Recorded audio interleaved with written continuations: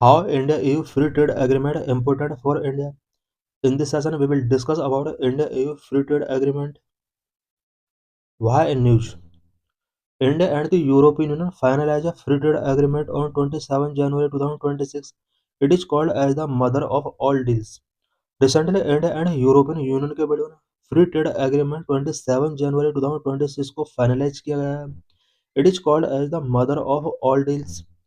Now, European Union will reduce tariff on 99.5% of Indian export to the 27 nation bloc.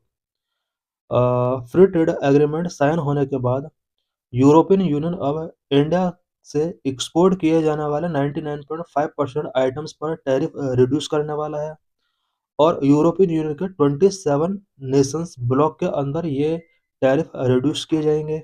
It means India के ऊपर अब जो भी item यहाँ से एक्सपोर्ट किए जाते हैं यूरोपियन यूनियन के लिए उन पर किसी भी टाइप का टैरिफ गिवन करने की नीड नहीं होगी. India will reduce on 97.5% of imports from the European Union. So European wines and luxury car now will become less expensive here. India भी अब यूरोपियन यूनियन से आने वाले आइटम्स 97.5% आइटम्स पर टैरिफ रिड्यूस करेगा.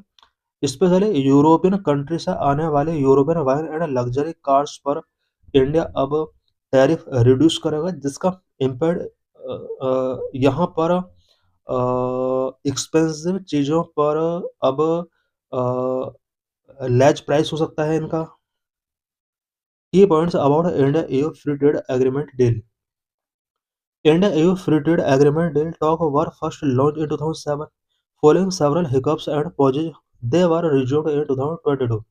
Now this is India's largest ever FTA. India and union EU के बीच free trade agreement talk 2007 से ही चल रहे हैं. मिडिल में हिकअप्स एंड पॉजेज आया बट 2022 में इन सभी टॉक को अगेन रिज्यूम किया गया. Now India and European Union के बीच जो फ्री ट्रेड एग्रीमेंट साइन हुआ है ये इंडिया का लार्जेस्ट फ्री ट्रेड एग्रीमेंट है. Significance of FTA deal.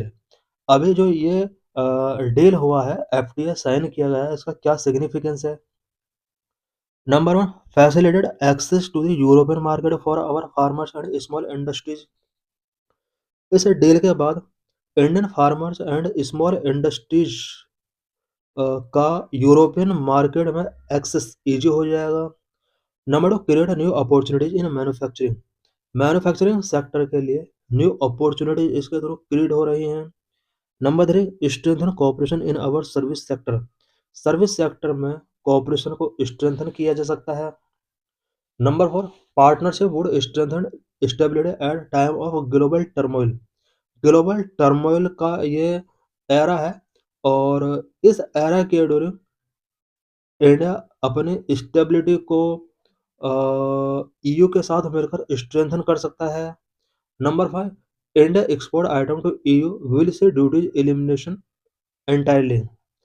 India जो भी आइटम्स यूरोपियन यूनियन के लिए एक्सपोर्ट करता है एंटायरली उन आइटम्स के ऊपर अब ड्यूटीज एलिमिनेट हो जाएंगी.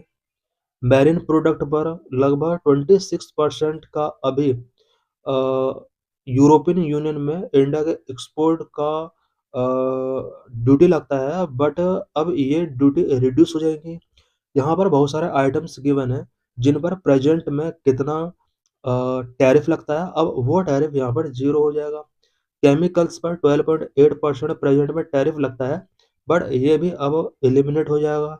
Plastic and rubber items 6.5%, leather footwear 17%, textile and April 12%, base metals 10%, James and jewellery 4%, furniture and allied consumer goods 10.5%, toys and sports good 4.7%.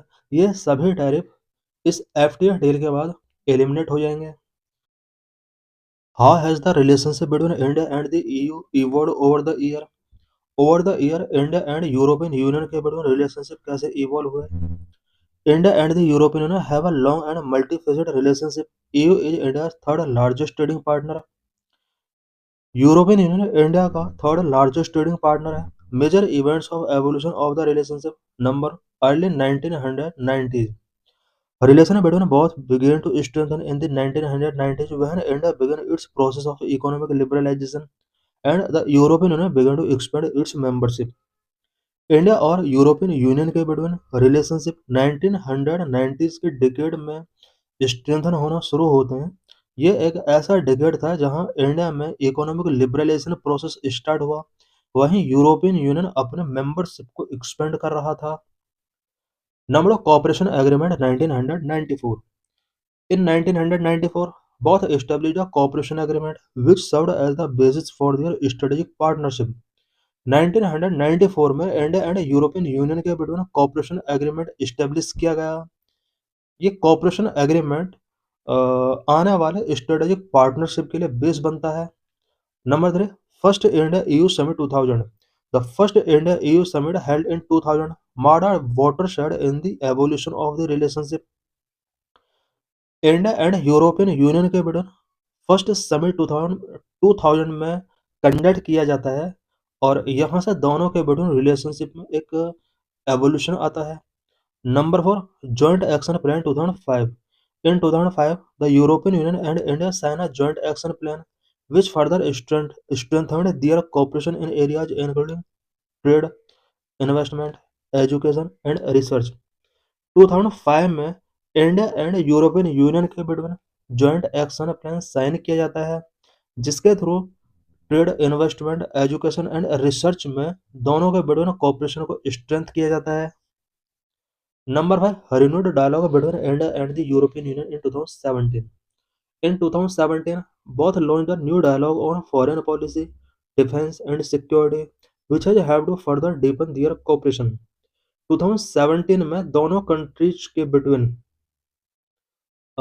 Dialogue को रिन्यू किया जाता है and foreign policy, defence, security के sector में यहाँ पर डायलॉग को relaunch किया जाता है, जिसकी वजह से दोनों के बिटवीन कॉपरेशन डीपन होते हैं। Number 6, present time. In recent years, India and European Union have also worked together on issues related to international peace and security, climate change and sustainable development.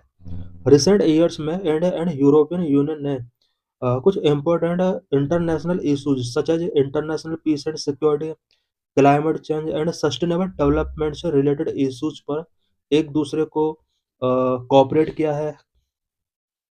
What are the areas of cooperation between India and European Union? India and European Union के between cooperation के areas क्या क्या हैं? Number 1, economic cooperation. Number 2, political cooperation. Number 3, security cooperation.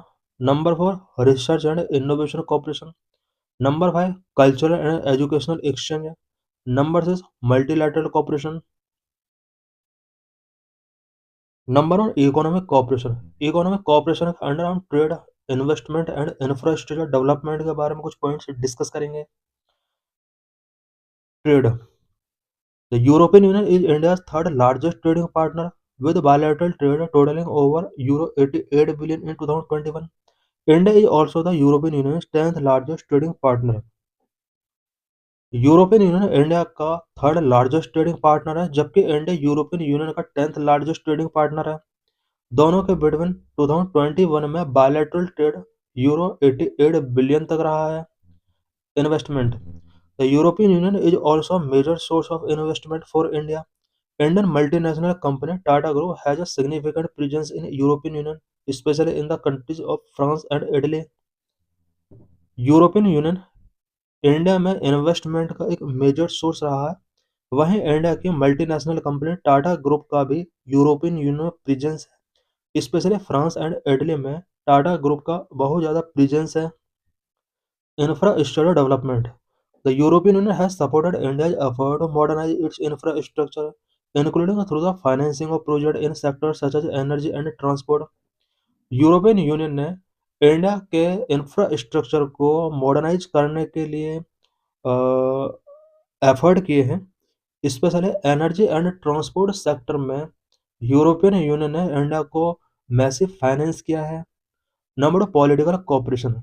Political cooperation के under हम strategic partnership, development assistance, cooperation on terrorism, cyber security and climate change के बारे में पॉइंट्स को डिस्कस करेंगे। Strategic partnership. Both have a strategic partnership which include regular high-level political dialogue and cooperation on issues such as counter-terrorism and non-proliferation. India और European Union के between strategic partnership है और दोनों के between high level political dialogue regularly होते रहते हैं। कुछ इंपॉर्टेंट इश्यूज हो such as counter terrorism and non proliferation पर दोनों का एक दूसरे को कॉपरेशन है। Development assistance. European Union has provided a development assistance to India, including support for programs in areas such as health, education and agriculture. European Union ने India को development assistance provide कराए हैं, स्पेशली कुछ important programme के लिए जो कि health, education and agriculture से रिलेटेड है। Cooperation on terrorism, cyber security and climate change. European Union and India have jointly held a number of conferences and workshops on cybersecurity and have cooperated on efforts to combat terrorism.